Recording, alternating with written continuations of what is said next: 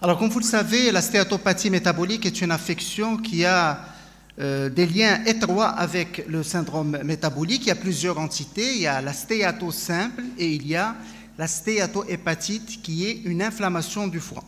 Donc, ça peut bien évidemment se compliquer, évoluer vers la cirrhose, le carcinome hépatocellulaire.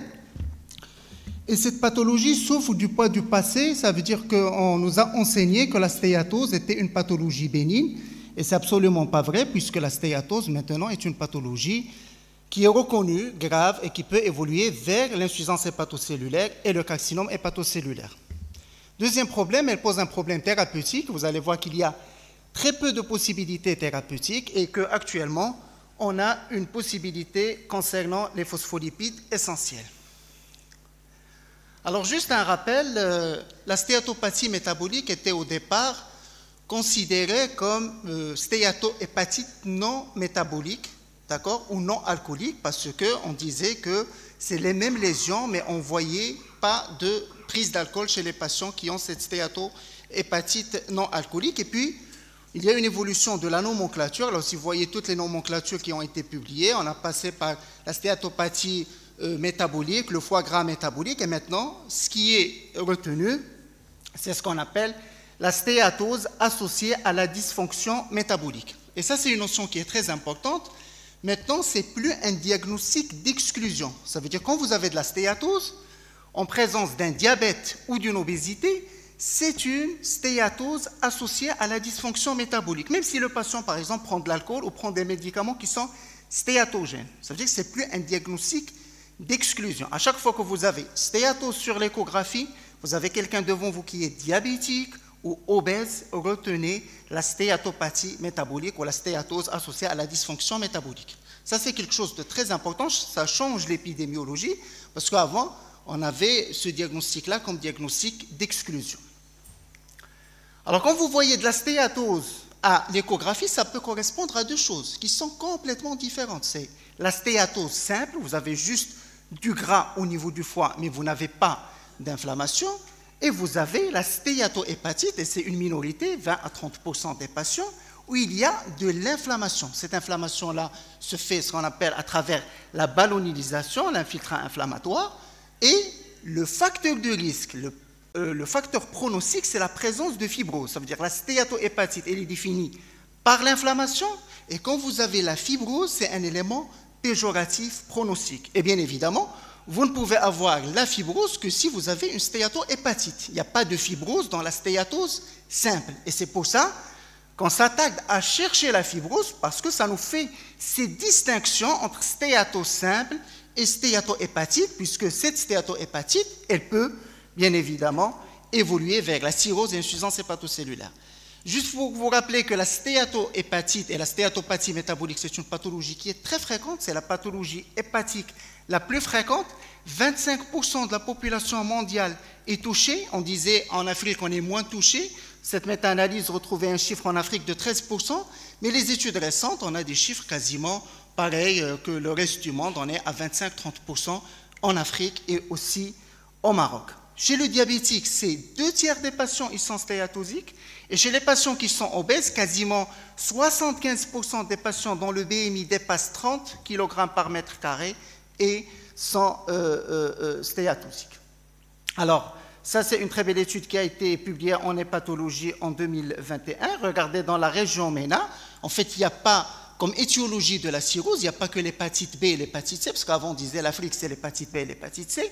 Actuellement, la cirrhose métabolique, c'est 10% de, regardez ici, c'est 10% des causes de la cirrhose. Et donc pour ça, il faut être agressif dans le dépistage de la stéatose. Ça veut dire à chaque fois que vous avez quelqu'un qui est obèse ou diabétique, il faut demander une échographie pour voir cette stéatose. Et une fois que vous avez voir cette stéatose, il faut voir est-ce qu'il y a de la fibrose. Alors, la gravité de la stéatohépatite, c'est essentiellement l'évolution vers la cirrhose, l'insuffisance hépatocellulaire et le carcinome hépatocellulaire, mais pas que ça. Regardez ici, vous pouvez avoir des CHC, ça c'est une particularité de la stéatopathie métabolique, vous pouvez avoir un CHC avant le stade de cirrhose, parce que nous, on est habitué à voir le CHC pour l'hépatite B et pour l'hépatite C. Quand on a déjà une cirrhose, on peut avoir une cirrhose même avant de faire la fibrose, le F4.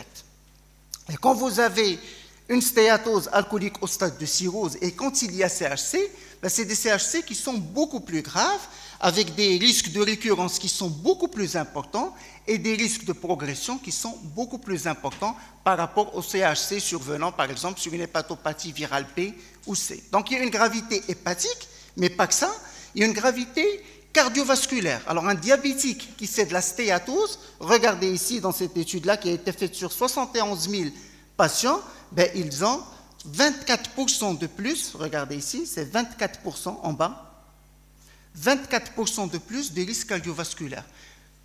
À peu près un quart de plus de risque de faire un infarctus du myocarde. Et puis, il n'y a pas que l'atteinte cardiaque, il y a aussi l'atteinte rétinienne et l'atteinte rénale. Regardez ici, 75% plus de risque de faire une atteinte rétinienne et 87% de risque de faire une atteinte rénale. Alors, comment on fait le diagnostic? C'est juste un rappel. En fait, je vous ai dit, à chaque fois que vous avez devant vous un diabétique ou un patient qui est obèse, faites l'imagerie. Et l'imagerie la plus accessible, bien sûr, c'est l'échographie. Ça peut être un diagnostic qui est fait à l'occasion d'une augmentation des transaminases, ou bien évidemment, si on ne fait pas le diagnostic à temps, le patient va venir avec des signes d'hypertension portale et d'insuffisance hépatocellulaire. Alors, c'est juste pour vous dire que pour l'imagerie, l'échographie est l'examen clé, parce que, bien sûr, il n'est pas irradiant, il est disponible, il n'est pas cher, tout le monde fait ici l'échographie, donc on peut détecter la stéatose chez ces patients, mais parfois on a besoin d'imagerie plus développée, scanner et IRM, mais ce n'est pas la règle c'est de faire une échographie. Alors, sur le plan diagnostic, quand vous faites le bilan, en fait, il y a une augmentation des transaminases qui n'est pas très élevée. Alors, si vous avez quelqu'un qui a une stéatose et qui a 10 fois la normale, ce n'est pas une stéatose hépatique, il y a autre chose à côté, il y a probablement une hépatite auto-immune qui peuvent s'associer, ou une prise d'alcool, ou autre chose. Et puis, il faudrait rechercher l'hépatite virale B et l'hépatite virale C. Alors, les marqueurs non invasifs, je pense que tout le monde maintenant est habitué à demander des marqueurs non invasifs. Et s'il y a un marqueur non invasif à retenir, c'est le FIB4.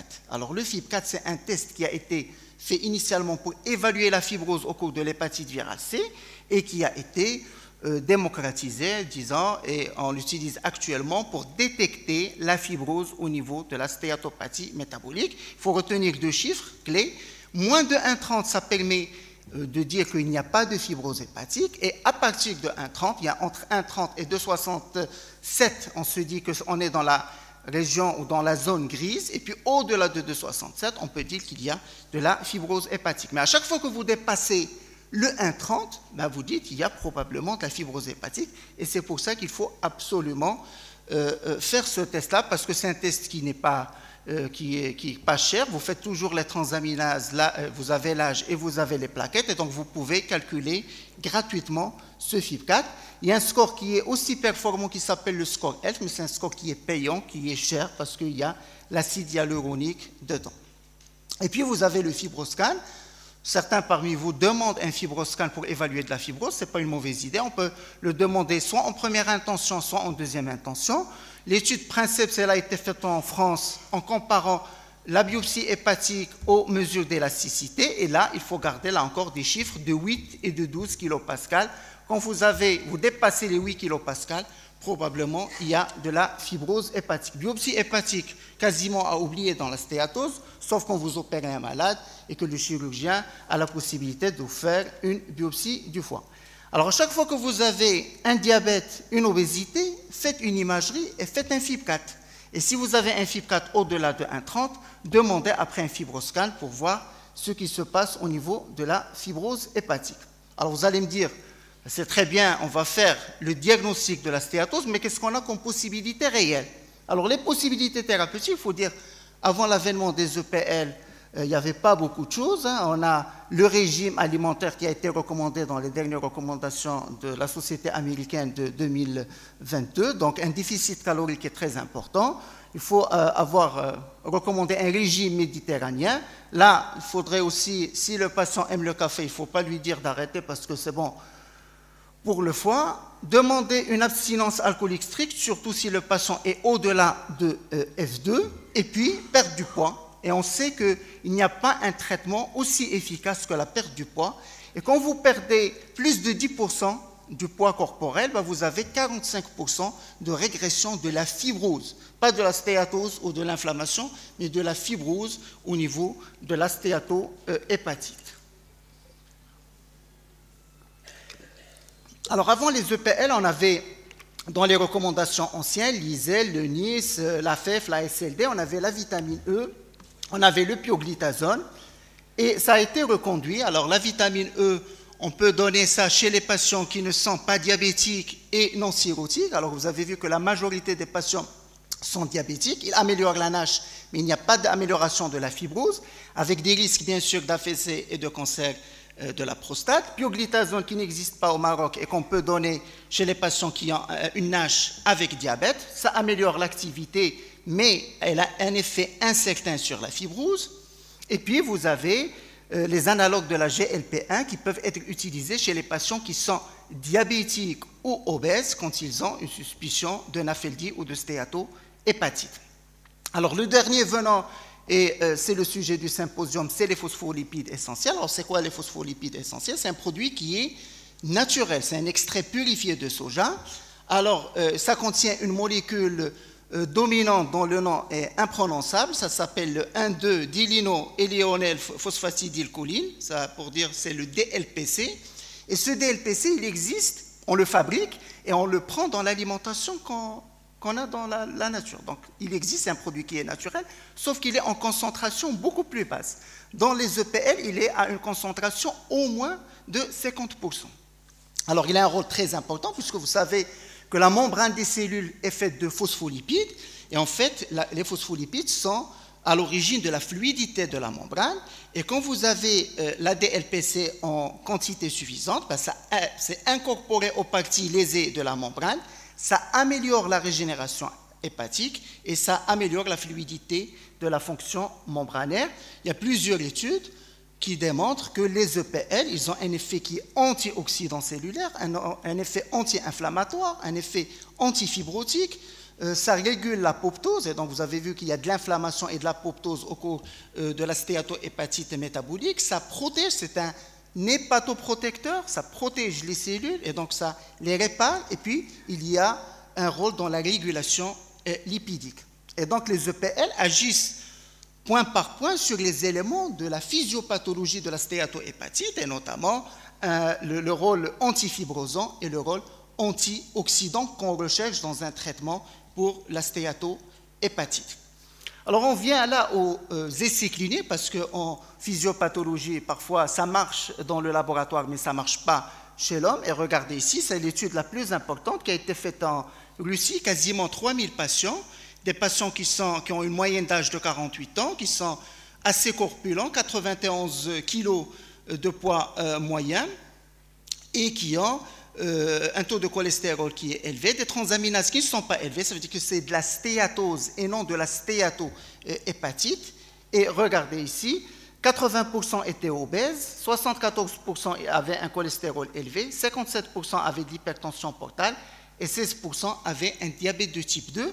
Et regardez, si vous voyez les patients en nombre de facteurs de risque, ben vous avez 20% qui avaient un seul facteur de risque, soit obèse, soit hypertendu, 40% quasiment qui ont 2 facteurs de risque, 30% qui ont 3 facteurs de risque et 10% qui ont 4 facteurs de risque métabolique. Et regardez ici les résultats, ben vous avez une amélioration dans 69% chez les patients qui ont une comorbidité, 68% chez les patients qui ont 2 comorbidités, 67% chez les patients qui ont 3 comorbidités. Vous voyez ici que les résultats sont excellents, notamment l'amélioration de la stéatose par l'échographie. Alors, deuxième étude, et ça inclut plus de patients, en fait, c'est une synthèse de 3 études qui ont été faites Alors, il y a l'étude Manpower où il y avait quasiment 3000 patients. Il y avait deux études qui s'appellent Leader 1 et Leader 2, et c'est quasiment 8000 patients. Et là, les endpoints, ils ont vu l'adhérence au traitement à S12, la relation entre l'adhérence et l'efficacité et clinique et biologique, et la satisfaction du patient et du médecin. Alors, concernant l'adhérence du traitement AS12, il y avait 82% d'adhérence au traitement AS12, et donc ça c'est quelque chose de très important. Si vous donnez un traitement où il y a un taux d'adhérence, où il y a des effets secondaires qui font arrêter le traitement, vous n'avez rien gagné. Là, il y a un taux d'adhérence qui est très très bon, il est à 82%, et ils ont comparé en fait la relation entre l'amélioration entre les patients qui étaient adhérents au traitement et les patients qui n'étaient pas adhérents au traitement. Et regardez ici, 91% des patients qui étaient adhérents au traitement, il y avait une amélioration clinique, contre 73% des patients qui n'étaient pas compliants au traitement. Troisième élément, et ça c'est un élément qui est très important, c'est la biologie. Il y avait une amélioration de la glycémie à jeun, il y avait une amélioration de l'hémoglobine glyquée, il y avait une amélioration du VDLL et il y avait une amélioration de la bilirubine. Vous allez me dire pourquoi il n'y avait pas d'amélioration des transaminases. Je vous ai dit qu'au départ, les chiffres de transaminases étaient quasiment normaux parce que sur les 8000 patients, très probablement, ils ont pris des patients qui n'avaient que de la stéatose, sans inflammation. Quand vous n'avez que de la stéatose, vous n'avez pas beaucoup de cytolyse. Quand vous avez une stéatohépatite, vous avez de l'inflammation. Et donc là, ils ont pris essentiellement des patients qui ont de la stéatose, comme en témoignent les chiffres au départ de l'inclusion. Alors, sur le plan échographique, là encore, il y avait plus d'amélioration chez les patients qui sont adhérents par rapport aux non-adhérents. Donc, je ne vois pas les chiffres ni d'ici ni de l'autre côté, mais c'est 82% versus 64% pour les patients qui ne sont pas adhérents. Et donc, il y a une amélioration aussi bien biologique que radiologique. Et regardez les taux de satisfaction des patients, quasiment 65% de satisfaction et pour le médecin et pour le malade, 65%, ça veut dire qu'il donne un 10 sur 10 pour la molécule. Alors ça c'est une étude qui est très intéressante parce qu'on a donné le traitement, les EPR, comme traitement adjuvant. Ça veut dire qu'on a donné, c'est des patients qui ont une stéatose, qui ont soit du cholestérol, d'hyperlipidémie, soit un diabète, et on a rajouté des EPR pendant 6 mois. Et regardez ici, là on a pris des patients qui ont de l'inflammation au niveau du foie, comme on témoigne, l'augmentation des transaminases au départ. Et regardez, il y avait l'amélioration des transaminases dans le groupe A, où il n'y avait que des stéatopathies seules. En fait, ça a diminué de 50% les ALAT, de 54 unités les ALAT, 48 unités pour les AZAT. 84% des patients du groupe B ont diminué de 44 unités d'ALAT et 40,5 d'AZAT. Et 87% dans le groupe C, où il y avait la stéatopathie et l'hyperlipidémie, ils ont diminué de 52% de transaminase. Et non seulement ils ont amélioré les chiffres de transaminase, mais il y a eu une réduction de l'élasticité du foie. Ils ont eu des fibroscans. Et dans le groupe 1, 14% des patients ont perdu 3,1 kPa. Donc 3,1 kPa, quand on sait que par exemple, à 8, entre 8 et 12, ça vous met quasiment dans la cirrhose, donc 3, c'est quelque chose de vraiment significatif. 26% dans le groupe B a perdu 3,4 kPa et 20% des patients dans le groupe C ont diminué leur élasticité de 3,1%. Là, c'est une étude qui est excellente. C'est une étude où on a donné des EPL pendant 7 ans. D'accord? C'est vraiment, si on a besoin de voir l'effet au long cours, c'est cette étude-là. En fait, il y avait 215 patients qui sont diabétiques avec une NASH. On les a randomisés dans le groupe EPL, 178 patients. Bon, ils ont pris les médicaments pour le diabète, ils ont eu le metformine dans les 2 bras. Et puis, il y avait une amélioration significative des transaminases, AZAT, ALAT, gamma-GT. Et sur le fibromax, alors le fibromax, ça inclut le stéatotest et le fibrotest. Et en fait, il y avait une régression de la stéatose dans le groupe EPL et une progression de la stéatose dans le groupe placebo. Et il y avait une progression moins importante de la fibrose dans le groupe EPL. Donc, moins de stéatose et moins de progression vers la fibrose. Et donc, j'ai plein d'études à vous détailler, mais en fait, là, il y a une revue de la littérature qui a été faite en 2021 par le spécialiste des EPL, où il a revu un peu les 17 études publiées. Nafeld sans comorbidité, 11 études. Nafeld avec comorbidité, 6 études. La dose, elle est entre 1 et 1,8 grammes par jour. La durée, ça variait entre 1 mois et 2 ans, mais la majorité donnait entre 3 et 6 mois. Et toutes les études ont démontré qu'il y a une amélioration constante du tableau clinique, parce que les patients qui sont stéatosiques, souvent, ils ont de l'asthénie, ils ont de la pesanteur de l'hypocondre droit, des paramètres hépatiques et de l'échographie abdominale. Et puis, un profil de tolérance qui est exceptionnellement bon. Quasiment sur les 25 études, il y avait 22 études où il n'y avait absolument pas d'effet secondaire et quelques cas de diarrhée, de céphalée ou de vertige. Alors, il y a même une méta-analyse qui inclut tout ça, en fait, les 8 études qui ont été réalisées. Et regardez ici, il y a une amélioration indéniable des alates, des azates et une amélioration clinique. Alors, sur le plan radiologique, vous voyez ici qu'il y a une amélioration de l'échogénicité et une amélioration au niveau de l'échographie abdominale. Alors, vous allez me dire, tout ça est très bon, mais est-ce qu'il y a des pays qui utilisent l'EPL dans le traitement de la stéatopathie métabolique? Alors, je vous donne l'exemple de la Pologne, c'est un pays où il y a beaucoup de stéatose, parce que les gens sont obèses, mais en plus, il y a de la stéatose alcoolique, et ils ont fait une étude incluant 95% médecins généralistes et quasiment 115 médecins spécialistes, et ils ont vu leur habitude de prescription pour arriver au diagnostic de stéatose et de stéatohépatite. Ça nous intéresse moins. Regardez, ils demandent ce qu'il y a à demander, les transaminases, gamma-GT, la bilirubine, donc tout ça, c'est bon. Mais ils leur ont demandé qu'est-ce qu'ils ont l'habitude de demander aux patients une fois le diagnostic posé. Ça veut dire qu'il y a les règles hygiéno-diététiques, le régime, où ils donnent des médicaments. Et vous voyez que, par exemple, les gastro-entérologues, dans 41%, ils ne donnent pas de traitement, et les médecins généralistes, un peu moins, 31%. Mais tout le monde, quasiment 60% dans le premier groupe de médecins généralistes et 70% des médecins spécialistes, gastro-entérologues, ils disent qu'il faut avoir un traitement médicamenteux. Ils sont d'accord dans les deux cas, que dans les 2 tiers des cas, ils donnent une seule molécule. Alors, quels sont les critères sur lesquels ils vont choisir cette molécule?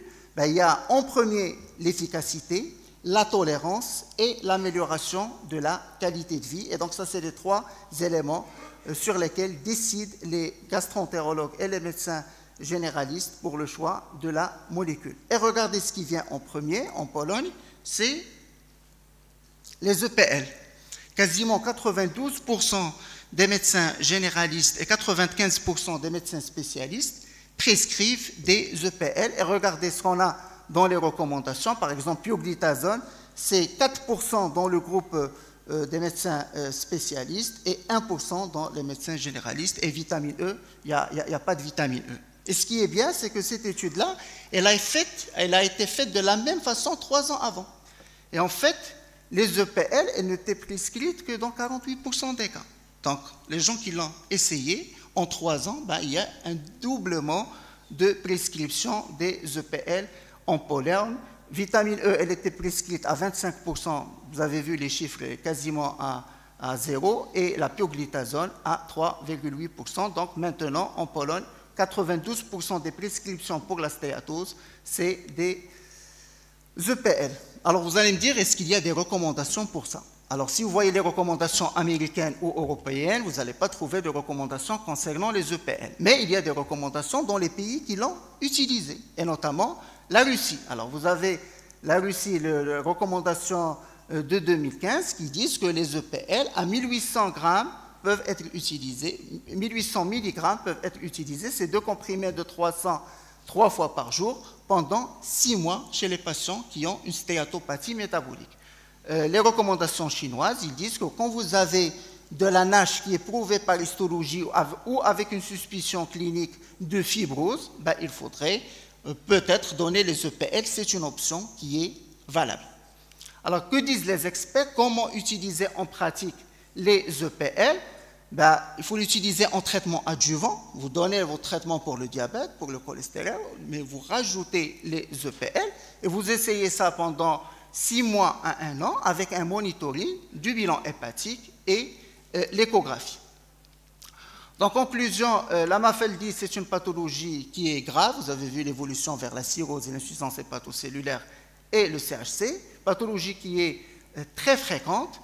Les possibilités thérapeutiques étaient quasiment inexistantes, étaient vraiment limitées, et les EPL, l'introduction actuelle des EPL, pourrait avoir un effet sur l'évolution de l'histoire naturelle et sur la prise en charge des patients. Et je vous remercie.